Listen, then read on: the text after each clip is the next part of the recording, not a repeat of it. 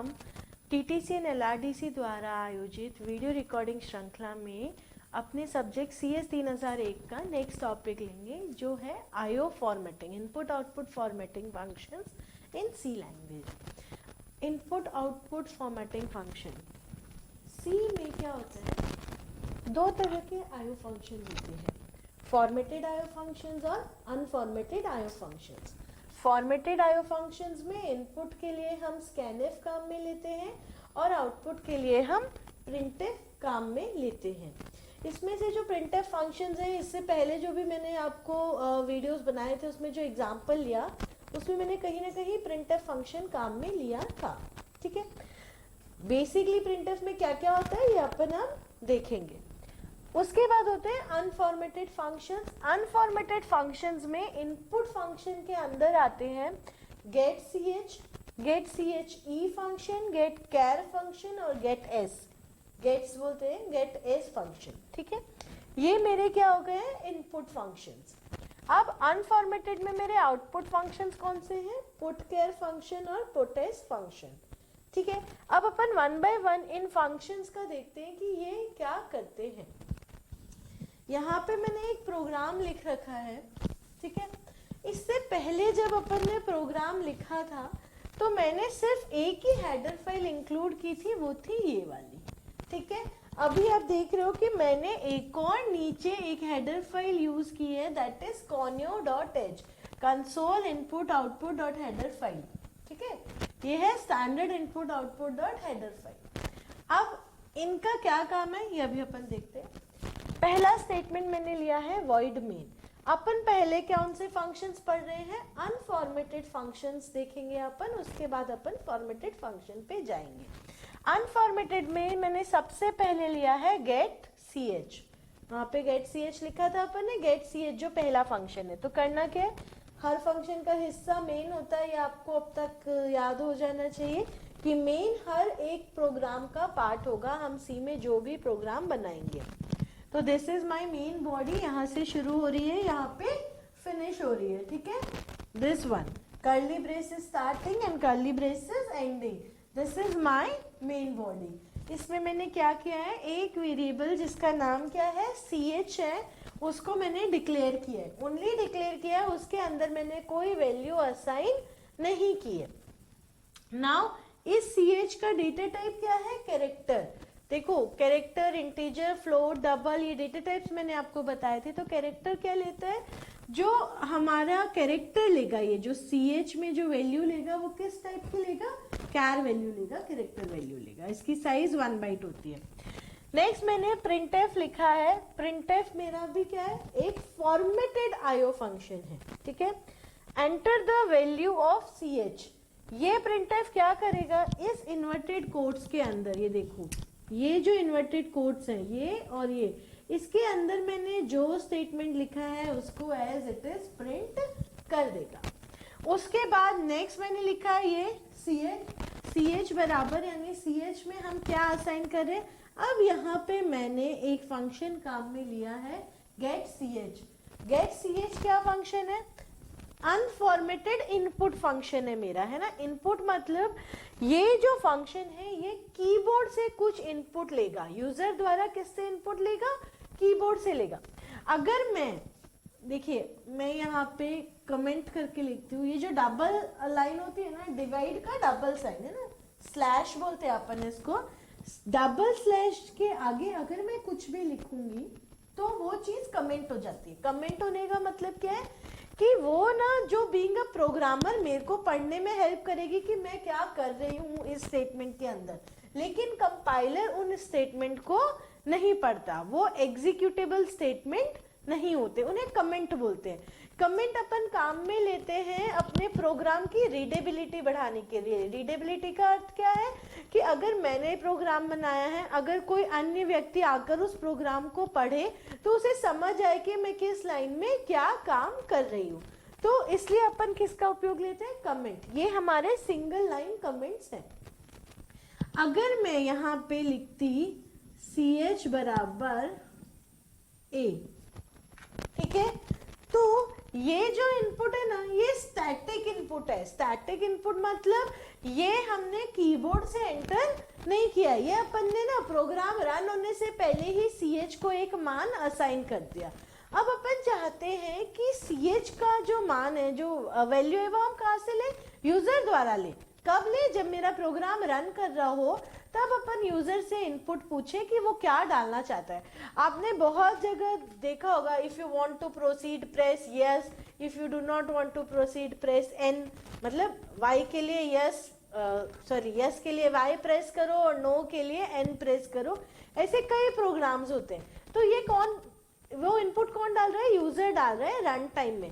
तो यहाँ पे क्या हुआ? यहाँ पे प्रोग्राम के रन या कंपाइल होने से पहले ही हमने CH में एक मान असाइन कर दिया, जिसका मान क्या था? A।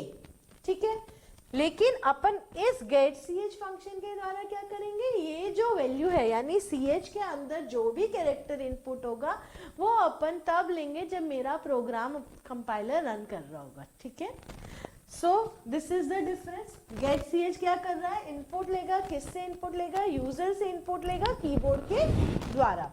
CH equals to get CH लिख दिया। अब नेक्स्ट मैं लिख रही हूं प्रिंट एफ। ये जो स्टेटमेंट है ये आपको नया लग रहा होगा। देखो, एक है ये फॉरवर्ड स्लैश। फॉरवर्ड स्लैश मतलब जो डिवाइड का साइन अपन काम में लेते हैं। एक आपको स्लैश मिलेगा कीबोर्ड पे, डिवाइड का साइन इज दिस। ठीक है, इसको फॉरवर्ड स्लैश बोलते हैं। और मैंने यहाँ जो काम लिया है this is back slash. Back slash मतलब इसका डायरेक्शन चेंज है। इस डायरेक्शन में अगर है तो this is called forward slash, जो नॉर्मल डिवीजन का साइन अपन काम में लेते आए हैं अब तक। ठीक है, और this is called back slash. ठीक है, यहाँ पे मैंने एक चीज काम में ली है, बैक स्लैश एन। क्या करते हैं बैक स्लैश एन? इसे न्यू लाइन कैरेक्टर बोलते हैं। यानी अभी अपन इसके आउटपुट में देखेंगे कि इस बैक स्लैश एन का क्या इम्पैक्ट पड़ेगा। उसके बाद लिखा है मैंने the character value just entered is, यहाँ तक की line as it is monitor पे प्रिंट होगी। उसके आगे मैंने लिखा है %C। ठीक है, ये %C मेरा फॉर्मेट स्पेसिफायर बोलते हैं इसको। फॉर्मेट स्पेसिफायर स्ट्रिंग्स क्या होती है? ये अपन जब printf और scanf पढ़ेंगे उसमें अपन देखेंगे। %C stands for character. अगर कैरेक्टर को प्रिंट करना है तो मैं यहाँ क्या लिखूंगी? %C। अगर किसी फ्लोट नंबर को प्रिंट करना है तो मैं यहाँ क्या लिखूंगी? फिर %F। लेकिन अभी अपन को क्या प्रिंट करना है? कैरेक्टर प्रिंट करना है, तो अभी अपन यहाँ पे क्या लिखेंगे? %C। ठीक है, फिर ये इन्वर्टेड कोट्स बंद होंगे, कॉमा लगेगा और उस वेरिएबल का नाम आएगा जिसे मुझे प्रिंट करना है। वेरिएबल का नाम क्या है यहाँ पे? CH। तो ये CH यहाँ पे आया। अब आप इसका आउटपुट देखिए, जो आपको जब आप इसे प्रोग्राम के तौर पे रन करेंगे जो आपको मिलेगा आउटपुट, वो आउटपुट क्या होगा? सबसे पहले ये वाली लाइन लिखी हुई आएगी। इस लाइन में क्या लिखा हुआ है मैंने?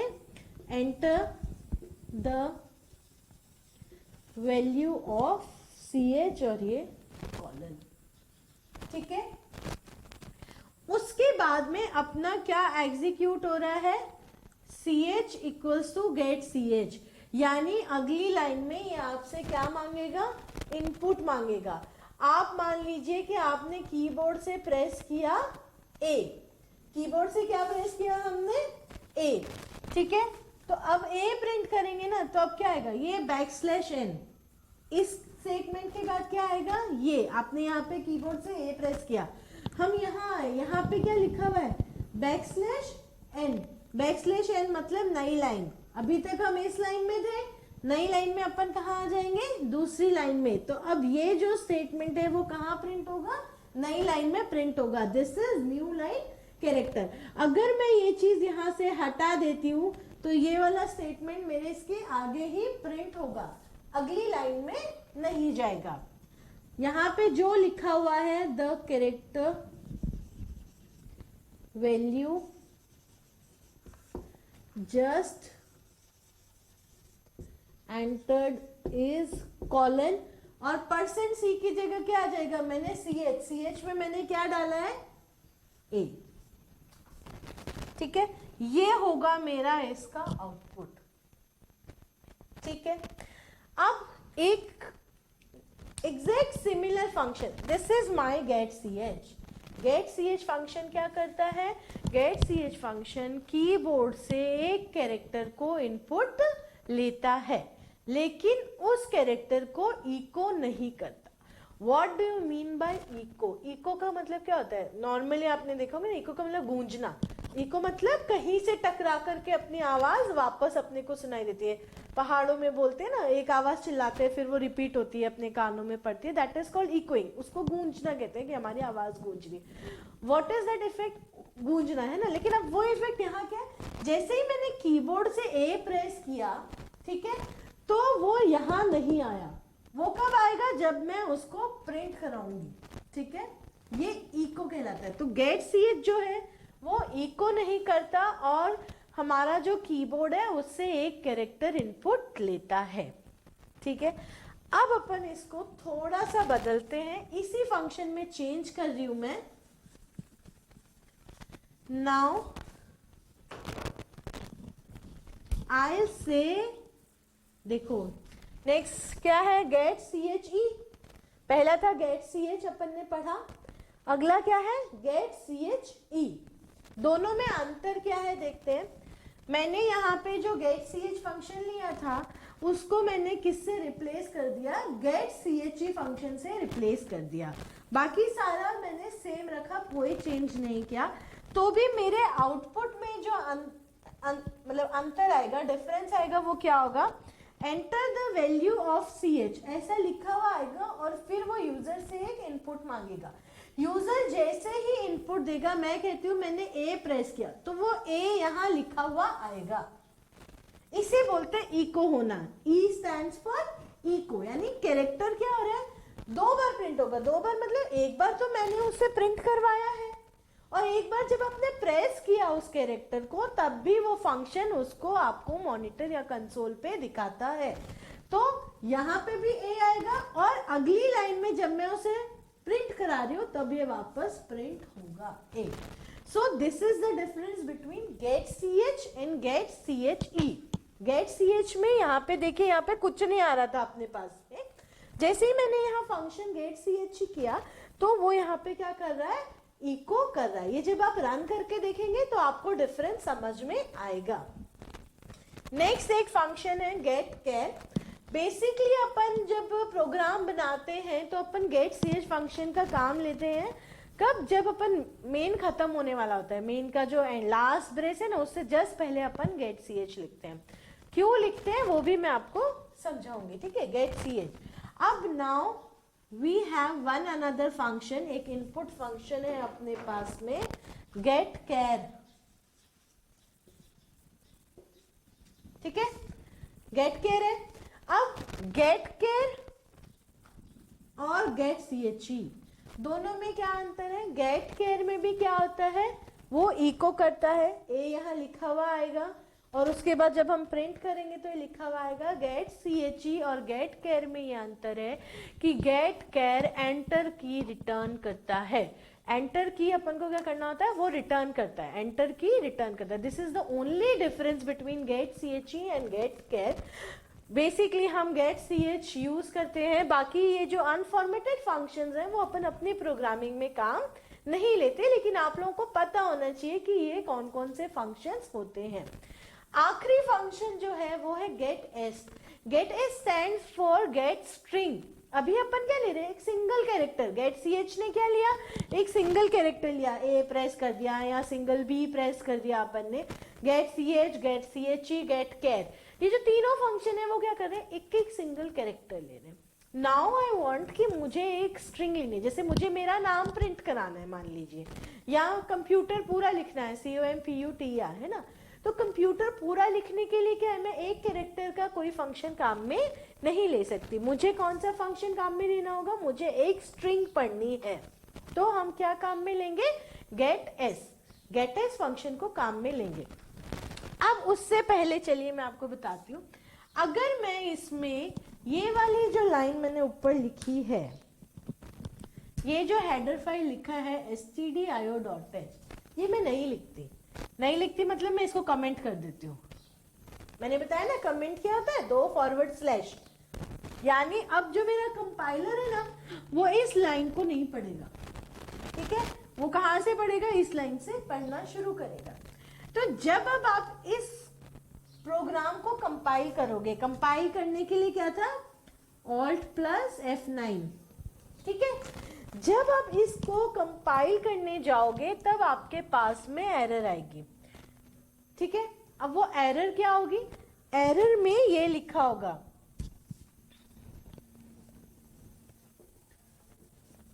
printf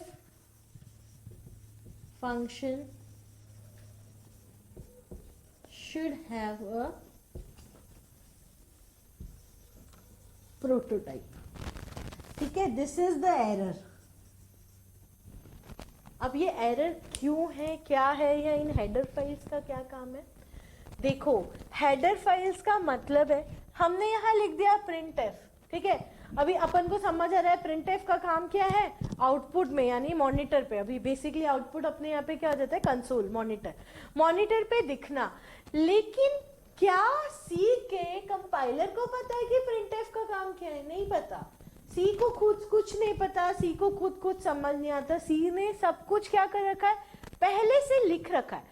पहले से कहाँ लिख रखा है उसने, अपनी हेडर फाइल्स के अंदर में इस printf का एक डेफिनेशन दे रखी है कि ये printf क्या क्या करेगा। इस printf में हम इस ब्रैकेट में जैसे अपन लिख रहे हैं इन्वर्टेड कोट्स में, या यहाँ लिख रहे हैं इन्वर्टेड कोट्स में, फिर अपन ने %c लगा दिया है ना, ये सारी चीजें सी के कंपाइलर को याद नहीं है, उसको क्या है, ये सारी चीजें डिफाइन की गई है।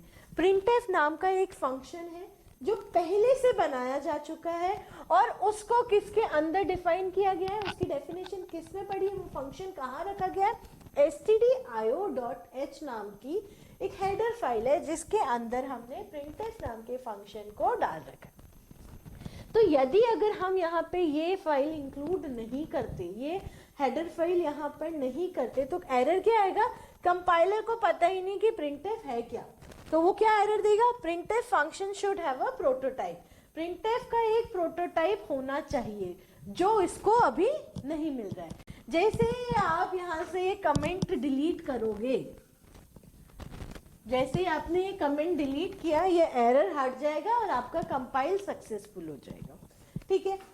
तो हम stdio.h क्यों काम में ले रहे हैं, क्योंकि printf और scanf उसके अंदर में डिफाइन किए गए। अब मैं कह रही हूँ कि मैंने conio.h क्यों काम में लिया, ये वाला, इसको कमेंट कर देते हैं अपन। जब मैं इसको कमेंट करके Alt F9 प्रेस करूंगी आपके कंपाइलर पर, तो जो एरर आएगी वो एरर क्या होगी, यहाँ printf नहीं आएगा क्योंकि printf की डेफिनेशन तो उसको मिल गई इसके अंदर में stdio में, लेकिन अब उसको किसकी डेफिनेशन नहीं मिलेगी, उसको डेफिनेशन नहीं मिलेगी getChar की। getChar function should have a prototype. इसका क्या मतलब है कि जो getChar यानी जो अनफॉर्मेटेड इनपुट फंक्शंस हैं, getch हो गया, getChar हो गया, getch हो गया, वो सब किस में डिफाइन किए गए हैं, conio.h के अंदर। दिस इज द रीजन कि हम stdio के साथ में conio.h भी इंक्लूड कर रहे हैं, ठीक है। यानी इस फंक्शन की जो डेफिनेशन है कि ये क्या कर रहा है, अपन ने क्या बोल दिया, ये कीबोर्ड से इनपुट ले रहा है, पर ये ऐसे इनपुट नहीं ले रहा है, इसके अंदर कुछ कोड लिखा हुआ होगा। वो कहाँ लिखा हुआ है, हेडर फाइल के अंदर लिखा हुआ है। हेडर, इसकी जो डेफिनेशन है, इसका जो पूरी फंक्शन की जो बॉडी है वो कहाँ मिल जाएगी, हेडर फाइल में इसको डिफाइन किया गया है। हेडर फाइल में इसका प्रोटोटाइप पड़ा है, तो वहां से कंपाइलर को पता चलेगा कि इसको कहाँ से उठाना है। अगर मैं इस लाइन के आगे से एक कमेंट हटा दूंगी तो आपके ये जो एरर स्टेटमेंट है वो यहाँ से हट जाएगा और ये प्रोग्राम आपका एग्जीक्यूट हो जाएगा, ठीक है। याद रखिएगा कि Alt प्लस F9 जो है वो है कंपाइल, कंट्रोल प्लस F9 जो है वो है रन। और अगर मेरे को अपना आउटपुट देखना है, आउटपुट ऑफ द प्रोग्राम, जो मेरा आउटपुट विंडो है वो आएगा मेरा Alt प्लस F5 से, आउटपुट विंडो, ठीक है। ये जब अपन कंपाइलर में आपको मैंने बताया था जब मैंने एक लेक्चर रिकॉर्ड किया था कि सी का कंपाइलर जो आईडी है वो किस तरह से वर्क करता है। So this is about the input, एक सिंगल कैरेक्टर के लिए जो अनफॉर्मेटेड इनपुट फंक्शंस हैं, गेट केयर, गेट ची और गेट ch का मैंने आपको एक नॉर्मल सा एग्जांपल देके बताया। अब नेक्स्ट क्लास में अपन देखेंगे कि आउटपुट स्ट्रिंग जो अनफॉर्मेटेड आउटपुट फंक्शंस हैं और जो गेटएस फंक्शन है, स्ट्रिंग का जो फंक्शन है वो अपन कैसे काम में लेंगे। ठीक है, थैंक यू।